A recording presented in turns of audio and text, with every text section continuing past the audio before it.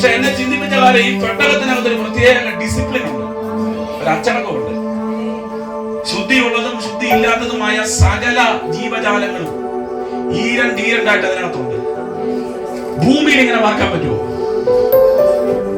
എലിയുണ്ട്, പൂച്ചയുണ്ട്, ആടുണ്ട്, സിംഹമുണ്ട്, കരടിയുണ്ട്, ആനയുണ്ട്, ജിറാഫുണ്ട്, എല്ലാ മൃഗങ്ങളും ഉണ്ട്. ഭൂമി പറ്റുമോ? ഒരു കുഞ്ഞാടിന്, ഒരു ആട്ടിൻകുട്ടിക്ക്, സ്തോത്രം, ഒരു പുലിയുടെ കരടിയുടെ മുമ്പിൽ നടക്കാൻ പറ്റുമോ? പക്ഷെ പെട്ടകത്തിനകത്ത് പറ്റും. പെട്ടകത്തിനകത്തൊരു ഡിവൈൻ ഓർഡർ ഉണ്ട്, പെട്ടകത്തിനകത്തൊരു ഡിസിപ്ലിൻ ഉണ്ട്. സ്തോത്രം, ഹല്ലേലൂയ. എലിയെ പൂച്ചയ്ക്ക് ഭക്ഷിക്കാൻ പറ്റത്തില്ല, പൂച്ചയെ മറ്റൊന്നിന് ഭക്ഷിക്കാൻ പറ്റത്തില്ല. അതിനകത്ത് എല്ലാ സംവിധാനങ്ങളും ഉണ്ട്.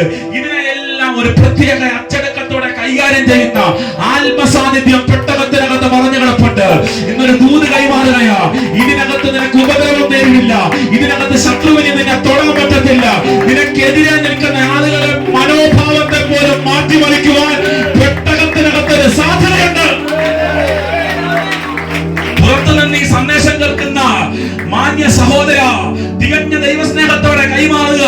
നീ രക്ഷയാകുന്ന പെട്ടകത്തിനകത്തേക്ക് വാ. പുറത്തുള്ള ഉപദ്രവം ഇതിനകത്ത് നിനക്ക് ഉണ്ടാകത്തില്ല.